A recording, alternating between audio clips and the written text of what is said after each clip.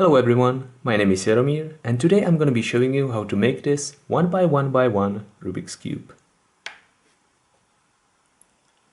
There are a number of different ways how to make a custom 1x1x1 cube, and a lot of them are thoroughly described on YouTube already.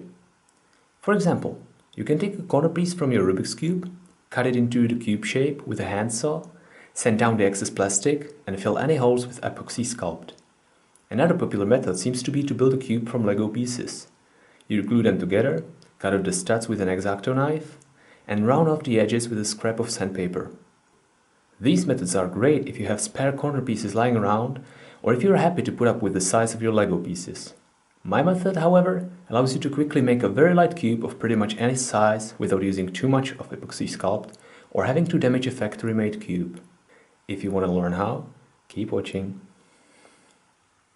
To make this little cube, you will need a pencil, a ruler, a sheet of thick paper,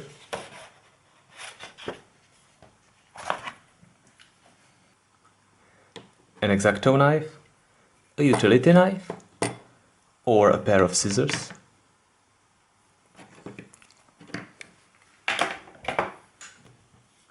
glue, a little bit of Epoxy Sculpt,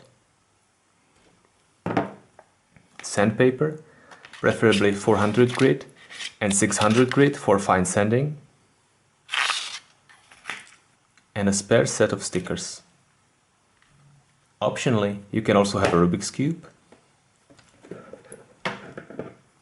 a caliper, a pair of vinyl gloves for hand protection, and some black spray paint. First, you need to decide how big your cube should be. Once you have your measurements, take a piece of paper and start drawing a basic cube template on it. I am using a brand new sheet of paper from my sketchbook, but really any piece of paper will do as long as it's large enough and not too thin. You can even reuse one of the boxes that your Rubik's Cubes came in, unless you collect them, of course.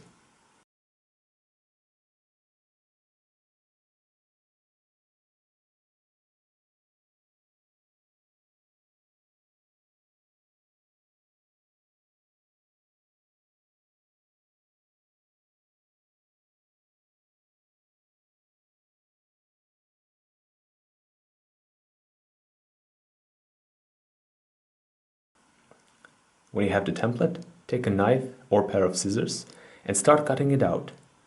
If you decide to use a knife, don't forget to put something under the paper to protect your table. Use a ruler to guide the blade to ensure that outer edges of the cube are straight. As you can see, I'm not using a ruler to cut out the little tabs because those will be hidden inside of the cube. Once the template is cut out, use the blunt edge of your knife to score the inner line slightly. This will make the paper so much easier to fold along these lines. Finally, apply some glue on the little tabs along the edges and glue the sides together. You should now have a nice little paper cube.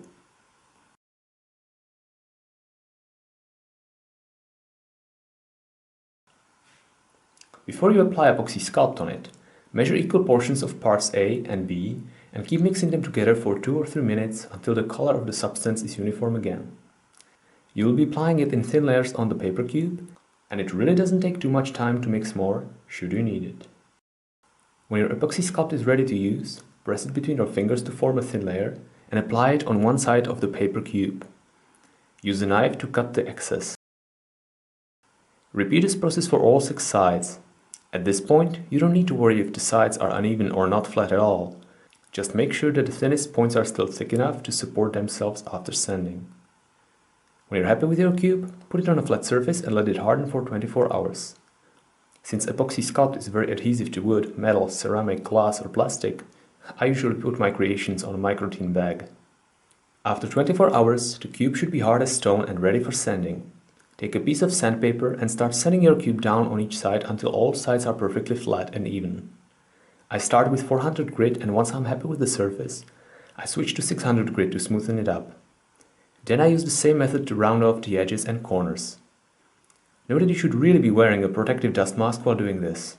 As you can probably see, I also prefer wet sanding because it produces less airborne dust and especially with the 600 grit makes the finished surface even smoother. Once you're happy with it, wash the cube under running water. Let it dry and, if you wish, spray paint it.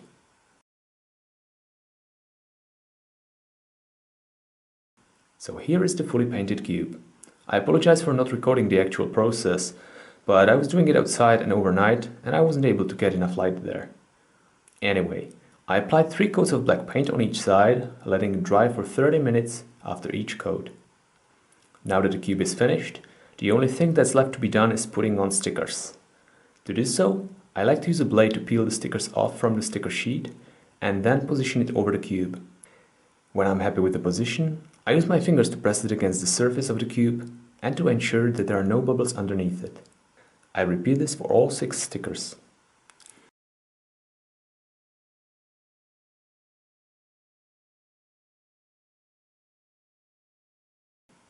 And here is the finished handmade 1x1x1 Rubik's Cube.